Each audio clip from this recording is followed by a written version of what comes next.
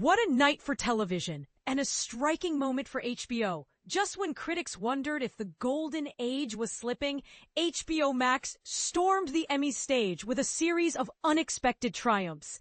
But here's where the conversation really gets lively. The Pitt, a uniquely structured medical drama, claimed the Outstanding Drama Series Emmy, toppling more heavily favored competitors and reigniting debates about streaming versus traditional TV models. If you think the Emmys have become predictable, think again. This is the kind of result that rewrites the rulebook. Casey Bloys, chairman and CEO of HBO and HBO Max Content, was visibly thrilled at HBO's celebratory after-party at the San Vicente Bungalows. "It was a huge night for the Pitt," he remarked, referring to the show's remarkable 5-award sweep.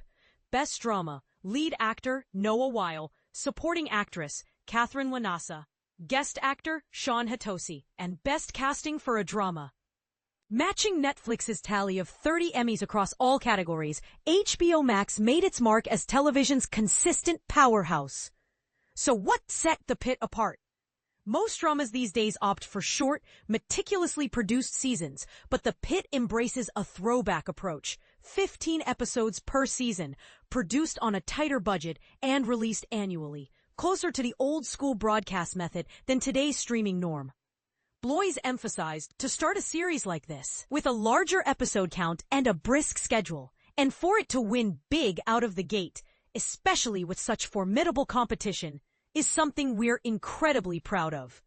He also hinted at plans to replicate this production strategy with other upcoming shows, challenging the prevailing wisdom in the streaming era. Is the tide turning back toward longer, more affordable seasons? And this is the part most people miss. Even as the Emmy spotlight shined brightest on the Pitt, other surprises and snubs set tongues wagging. Jeff Hiller took home a win for his tender performance in Somebody Somewhere, a sleeper hit acclaimed for its heartfelt depiction of friendship. Meanwhile, Hannah Einbinder finally nabbed her first Emmy for Hacks after 4 seasons, standing alongside show lead Jean Start, who scored her 4th trophy. But not all news was celebratory. Many anticipated Colin Farrell's win for The Penguin, but the award eluded him. Likewise, The White Lotus shockingly walked away empty-handed, despite multiple nominations in supporting categories. "I was surprised by Colin not winning and The White Lotus missing out. These awards are never as predictable as you think," Bloys commented. He even speculated that The White Lotus, with its many nominations splintering the vote, may have become a victim of its own success. Do you think the sheer number of nominations can work against a show? Or is that just award show lore? The evening wasn't all about the talent in front of the camera. During Deadline's interview, Warner Bros. Discovery CEO David Zaslav made an unplanned appearance to heap praise on Bloys, claiming HBO has truly never been in better form. Bloys reflected on his 21-year tenure, recalling the endless speculation over HBO's future. "Every year someone asks if it's over for HBO. After all this time, can we finally put that question to rest? Perhaps this year's sweeping Emmy wins have done exactly that. But what do you think? Is HBO's run as television's gold standard truly unbreakable?" Beyond the big wins, HBO also celebrated victories in documentary and nonfiction, with 100-Foot Wave earning Best Series and Pee-wee as himself clinching Best Special. Bloys noted, "Our strength isn't just one show cleaning up.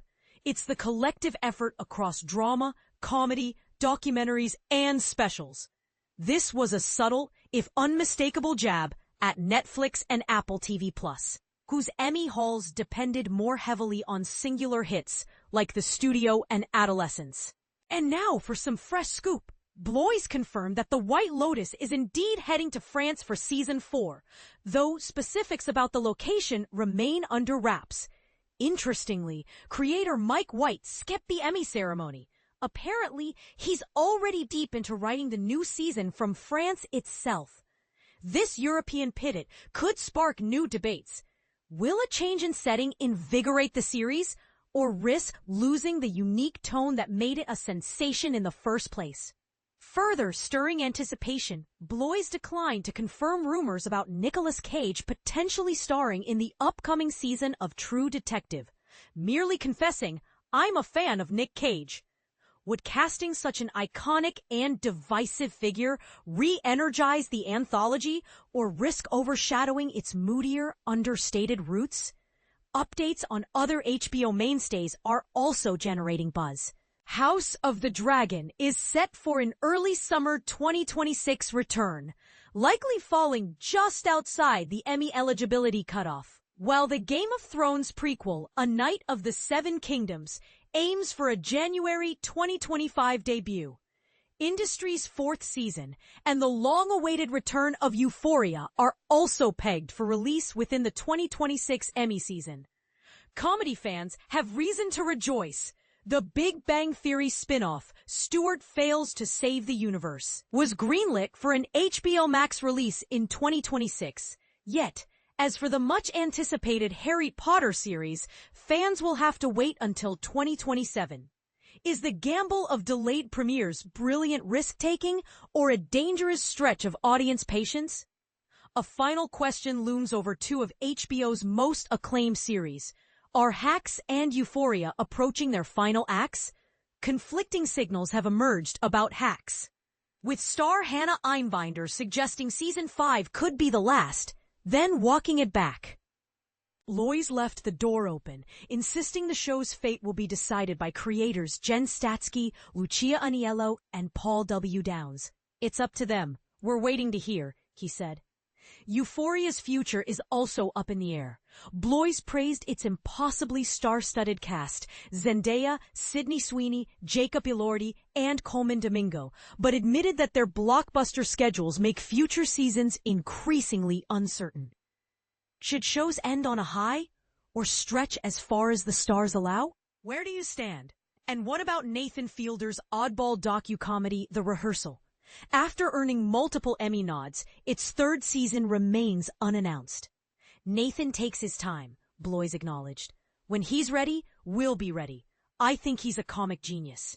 With merely 3 years between seasons previously, fans and critics are left to wonder, is patience part of its brilliance? Looking forward, HBO Max shows no sign of slowing down. With the Pitt returning, another season of the Gilded Age in contention, and highly anticipated series from the likes of Bill Lawrence, Steve Carell, Jason Bateman, and David Harbour on the way, Bloys is hopeful for another banner year, and perhaps another round of industry.